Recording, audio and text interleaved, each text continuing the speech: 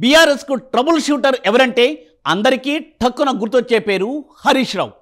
ఇప్పుడు ఆ ట్రబుల్ షూటర్కు సొంత జిల్లాలో అన్ని ట్రబుల్సేనట. లోక్సభ ఎన్నికలలో మెదక్ సీటు గెలుచుకురమ్మని గులాబీ బాస్ హరీష్కు టాస్క్ ఇచ్చారట. అయితే ఇక్కడ పార్టీ కేడర్ పక్క పార్టీలోకి జంప్ అవుతోందట.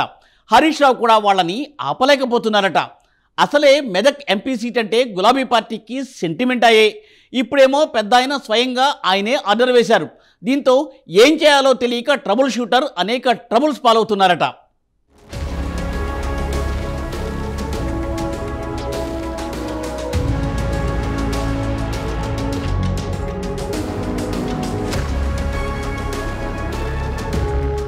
రాష్ట్రంలోని ట్రబుల్ షూటర్గా పేరున్న మాజీ మంత్రి సిద్దిపేట ఎమ్మెల్యే హరీష్ రావుకు ఈ లోక్సభ ఎన్నికలు అగ్ని పరీక్షగా మారాయి. ఎందుకంటే మెదక్ ఎంపీ సీటుపై సీరియస్గా ఫోకస్ పెట్టిందట బీఆర్ఎస్. మాజీ సీఎం కేసీఆర్, మాజీ మంత్రి హరీష్ రావు సొంత జిల్లా కావడంతో ఈ మెదక్ పార్లమెంటు స్థానంపై సీరియస్గా ఫోకస్ పెట్టారు. అయితే అధికారం పోయిందని కొందరు పార్టీని విడుతుంటే ఎంపీ టికెట్ ఇవ్వలేదని అలకబూనిన మరికొందరు ఇతర పార్టీలు చేరుతున్నారు. కేడర్ చేజారుతుంటే వారిని ఆపేదెలాగో తెలియక ట్రబుల్ షూటర్ హరీష్ రావు తల పట్టుకుంటున్నారు.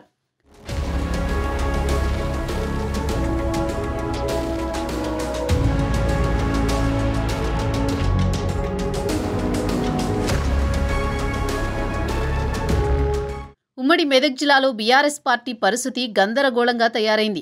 10 అసెంబ్లీ స్థానాలకు 7 స్థానాలను గెలుపొందినప్పటికీ ఫలితం లేకుండా పోతోంది. రాష్ట్ర వ్యాప్తంగా బీఆర్ఎస్ నుంచి వరుసగా నేతలు కాంగ్రెస్, బీజేపీలోకి వలస వెళుతుండడం గులాబీ బాస్కు తలనొప్పిగా మారింది. తాజాగా మెదక్ ఎంపీ టికెట్ మొన్నటి వరకు గజ్వేల్కు చెందిన వంటేరు ప్రతాప్ రెడ్డికి కేటాయిస్తారని జోరుగా ప్రచారం సాగినప్పటికీ అనూహ్యంగా మాజీ కలెక్టర్ ఎమ్మెల్సీ వెంకట్రామిరెడ్డిని గులాబీ అధినేత మెదక్ ఎంపీ అభ్యర్థిగా ఖరారు చేశారు. దీంతో వంటేరు ప్రతాప్ రెడ్డి తీవ్ర నిరాశకు గురయ్యారు. కేసీఆర్ సొంత నియోజకవర్గంలో కీలక నేతగా, పార్టీలో క్రియాశీలకంగా పనిచేసిన ముఖ్యమైన నేతగా వంటేరుకు పేరుంది. దీంతో ప్రతాప్ రెడ్డితో పాటు పలువురు నాయకులు బీఆర్ఎస్ను వీడి కాంగ్రెస్ పార్టీలో చేరేందుకు రంగం సిద్ధం చేసుకుంటున్నట్లు తెలుస్తోంది.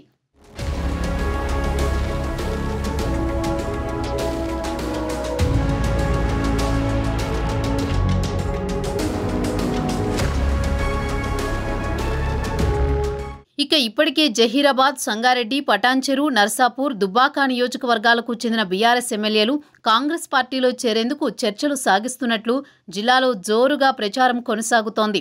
ఇదే జిల్లాకు చెందిన మంత్రి దామోదర్ రాజనరసింహతో చర్చలు కూడా జరిపినట్లు సమాచారం. ఓవైపు పార్టీ నేతల వలసలు, మరోవైపు అవినీతి అక్రమాలపై ఈడీ కేసులతో సతమతమవుతున్న తరుణంలో క్యాడర్ను కాపాడుకోవడం ఎలా అని హరీష్ రావు సందిగ్ధంలో పడినట్లు తెలుస్తోంది.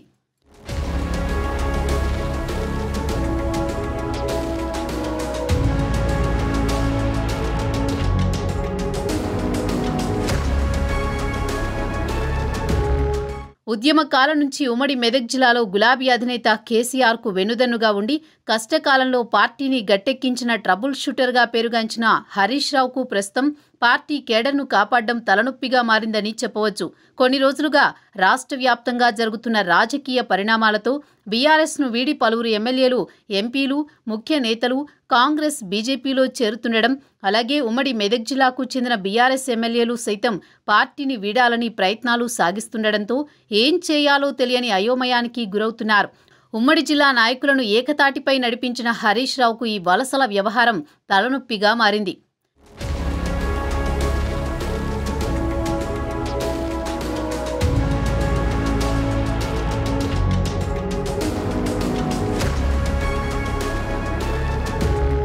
అయితే ఉమ్మడి మెదక్ జిల్లా అంటే బీఆర్ఎస్ పార్టీకి కంచుకోట.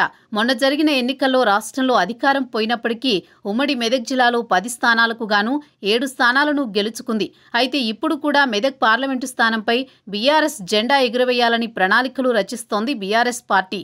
ఇక్కడ ఎలాగైనా గెలిచి తీరాలని పార్టీ కార్యకర్తలకు దిశానిర్దేశం చేస్తున్నారట హరీష్ రావు. మెదక్ పార్లమెంటు పరిధిలోని ప్రతి నేతతో మాట్లాడుతూ పార్టీ కోసం పనిచేయాలని చెబుతున్నారట. ఇప్పటికే 4 నియోజకవర్గాల్లో సన్నాహక సమావేశాలు నిర్వహించి కార్యకర్తల్లో ఎప్పటికప్పుడు జోష్ నింపే ప్రయత్నం చేస్తున్నారు.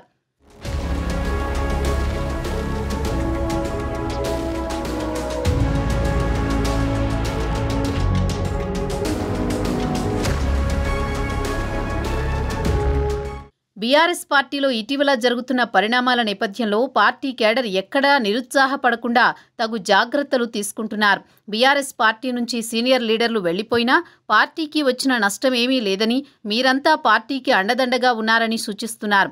అసెంబ్లీ ఎన్నికల్లో ఈ పార్లమెంటు పరిధిలో 6 చోట్ల బీఆర్ఎస్ అభ్యర్థులు గెలిచారని, ఈ సెగ్మెంట్ పరిధిలో పార్టీకి 20,40,000 ఓట్ల మెజారిటీ లభించిందని, పార్లమెంట్ ఎన్నికల్లో బీఆర్ఎస్ గెలుపు సులువేనని పార్టీ క్యాడర్కు చెబుతున్నారట హరీష్ రావు. మొత్తానికి తనకిచ్చిన టాస్క్ను విజయవంతంగా కంప్లీట్ చేసి మరోసారి గులాబీ అధినేత దగ్గర నుంచి మార్కులు కొట్టేయాలని హరీష్ ప్లాన్ చేస్తున్నట్లు తెలుస్తోంది.